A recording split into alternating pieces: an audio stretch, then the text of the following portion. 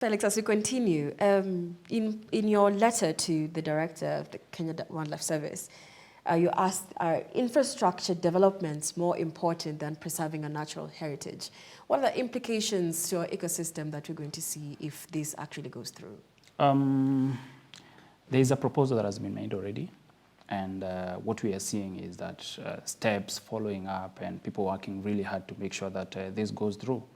And we'll see that it's a proposal by the government of Kenya, by Kenya Wildlife Service themselves.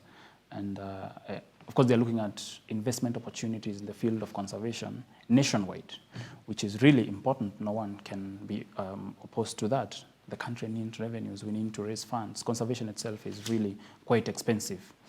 But again, as you do this, it's important to realize the ecological aspect of conservation bodies themselves and how do you package your activities together, if it's tourism and everything else that you do, without doing it at the expense of the natural ecosystems. Talk about the rivers that flow into these parks, talk about the plants that are there, and the ecosystem itself. It has to be balanced in a way for you to protect wildlife.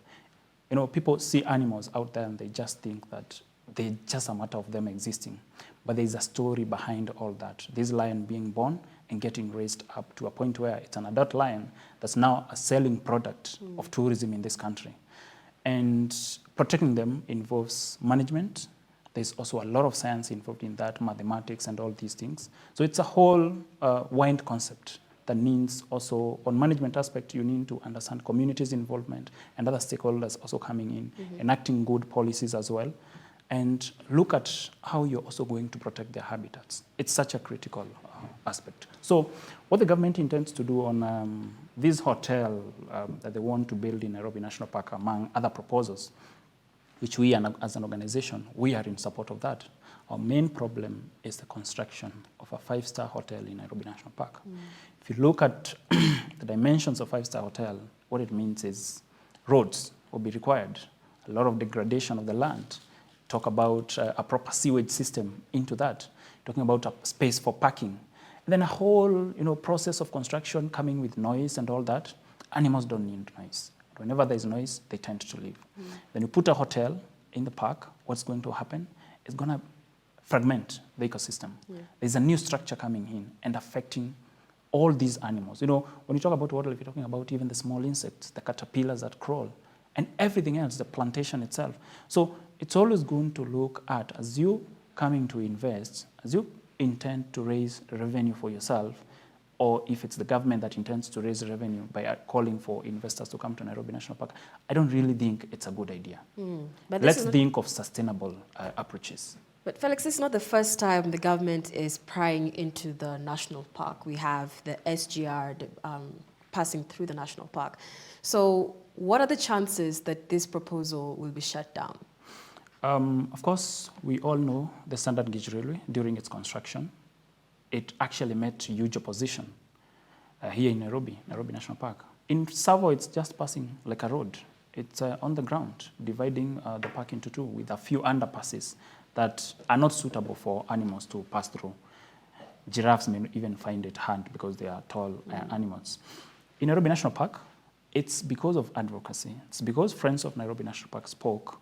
And these are the people neighboring the park. These are the people that care about this park. They spoke up and said no to that. Well, at least there was a 50% win, I would say. The SGR is supported under strong pillars that are really high. Animals are passing under it. And others are taking advantage of shade from the SGR. But again, we are trying our best. And we have employed different approaches because basically our organization is about the people. And government is the people as well. It's me and you. That's who government is. So if people really stand to own this park and they speak against this with facts, scientific facts as well as social facts around this project, because we feel like when you set up a hotel in Nairobi National Park, there's a bad precedent that you're setting, that the next government, someone else will come and think of, if this went through, we can also think about a different hotel or something else. And what's going to happen? The park will have various centers, hotels, or all these things, swimming pools and all that. And lastly, it will turn into a zoo because it's already fragmented. It's already compressed. It's a small space as we speak. The more you continue taking the space, like it's been taken by the SGR, the Southern Bypass Road, which hived off a space of Nairobi National Park, what's going to happen is that the animals will have no more space. It's like we are the only species that have the right to inhabit this earth, but we are not. The truth is, we all deserve a space, and it's for us to give these animals the space that they deserve. There was this lion that was roaming around, I think, the Rongai streets at some point, and I think it just intrigues me, the relationship between humans and animals. And I don't know if that's an area that the organization, your Friends of Nairobi National Park do as well? That's really a wide topic itself. It's you speak of human-wildlife conflict, which is everywhere in this country, not just in Kenya, but even Africa. Actually, we have animals like hippos, crocodiles, and birds. There are birds that are also really, really disturbing. But attention is really given on these among the big five, the lions and the elephants as well. I come from Meru, personally, and Meru is a great space for farmers, but elephants are smart. They break out of the forests, and then they go there, what they do is they destroy people's farms. And the following day, you'll find people actually speaking bad about them, people thinking about killing them. But it's not the best thing that we can do. We are doing our best to promote coexistence in Nairobi National Park. And the biggest problem that we have, it's human-lion conflict. The southern side of Nairobi National Park is open. So there are lions that move out of the park, and they find themselves in these places where people are keeping their livestock, community bombers, the Maasai people, mostly they're the ones who have inhabited that area. And what happens is that when they go out, what happens? So people do not want these animals to attack their livestock. They have to protect their livestock. But we have a very friendly community around Nairobi National Park. They have given their space. Their land is already been given. And today, we are supporting the conservancies model, where people give their own private farms for wildlife and their livestock to share. That is the concept of coexistence, which is really, really working. So it shows you directly in Nairobi National Park that we are really facing this problem of small space for wildlife. If you find animals moving out of the park, it really shows you that there's a big challenge that these animals are facing. Originally, they used to inhabit all areas that humans have encroached today. So, but we continue taking and taking more for them. So their future is not promised. The future is not promised. Interesting. So there are a few questions from viewers before we continue with the conservancy that we had talked about earlier. And looking at the establishment of this Nairobi National Park, that was in 1946, right? Yeah. And it was land donated by the Maasai. But before we get to conservancy, let's read one question. What are the potential environmental impacts of the Kenyan government's proposal to construct a multi-million-dollar structure within Nairobi National Park, and how does it align with the park's conservation objectives? So does it align with the conservation objectives of the park? It does not align to any document that exists. It's kind of an illegal project, that's what I'll say, because we have a management plan for Nairobi National Park. It's not anywhere in the management plan. So it's going to come up with several ecological impacts, because the land degradation itself, it's going to fragment Nairobi National Park. It's already a new structure in the park, colorful and all that. Animals are not attracted to these colors. Even when we go for bird watching, we don't wear colorful clothes, because anything foreign to them, they don't like that. So it's about, at the same time, thinking about the degradation aspect, soil erosion that is going to cause. And like I said, this is a mega project. Excavators in the park, noise in the park. So simply, just a simple environmental concept just shows you that if today you call an environmental expert and they carry out the environmental impact assessment for that project, it will be a no to such an initiative. And I understand there's an act of parliament to provide for the protection, conservation, sustainable use and management of wildlife in Kenya and for connected purposes. And now that we're having this multi-mega billion-dollar investment, were the stakeholders duly engaged in passing this proposal? That's where you speak about the concept of public participation, which is very well articulated in the Kenyan Constitution. But at some point, it's misunderstood and also misused, and people take advantage of that. You just show that you did public participation.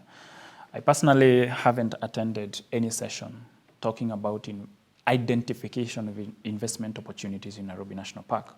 Maybe this hotel or the convention center is necessary or it's important. Maybe it's not something we should be opposing. But then we've not been called on the table, and then we've not been asked to share our opinions about it. or look at how big is it going to be, where will it be located. So all these questions, they are questions that we have, and we are trying to raise them with the relevant authorities, and then we see how that can be addressed. But the truth is, consultations hasn't been done. Yeah.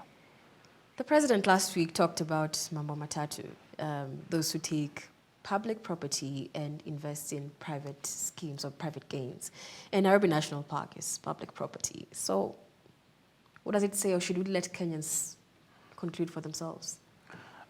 What is happening, it's not somebody from the outside coming to take the space in the park. The park is very well protected. The park has a title deed. KWS are actually good in managing their own resources. They know all that. So you cannot touch the boundary of the park unless it's government against government. So what we are seeing here, it's Kenya Wildlife Service themselves. They have accepted that we have a great investment opportunity in Nairobi National Park because we intend to raise more money.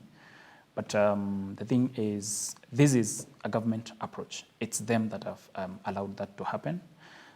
But again, it's about conservation. Like I told you, it requires everybody's input. Yeah. And because it's about communities, it's about the interests of the people that are around here. What's the idea about Nairobi National Park?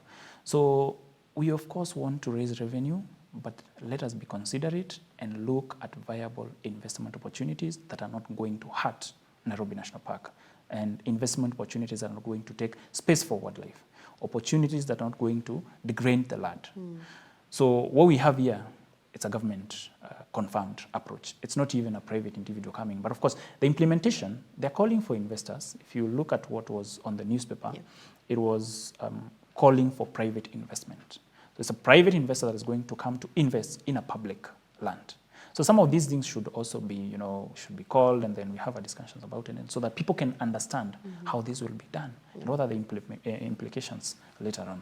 So when you're looking also about the social benefits, and I was asking you about the rate of local tourism in Kenya, or maybe some of the social impacts of this project. When I see a 5-star hotel, it's not for the ordinary Kenyan. So why would I be going to the Nairobi National Park?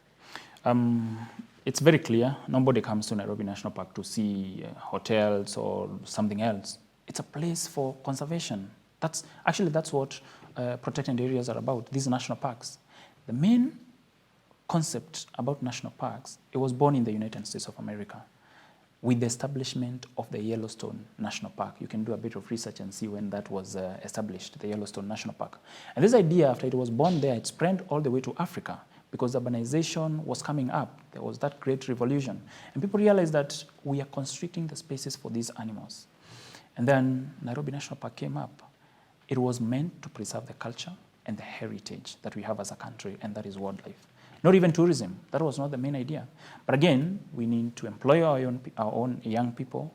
We need systems to also see that communities are also realizing benefits from these natural resources. It's a park.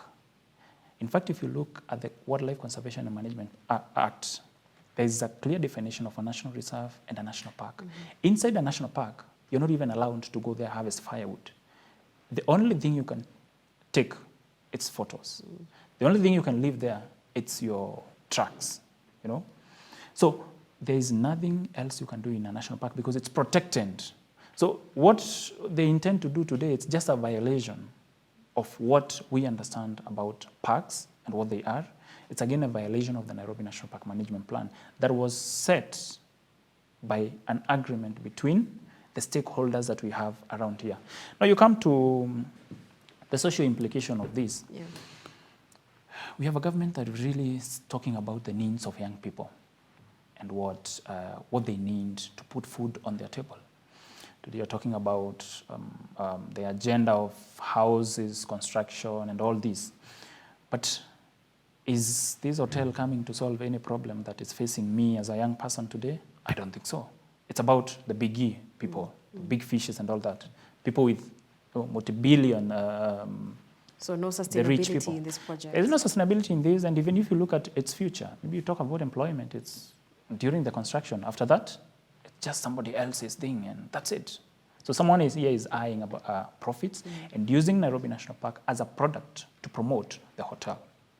But the park should be promoted by the animals that are there. It's not a building that is going to sell the park.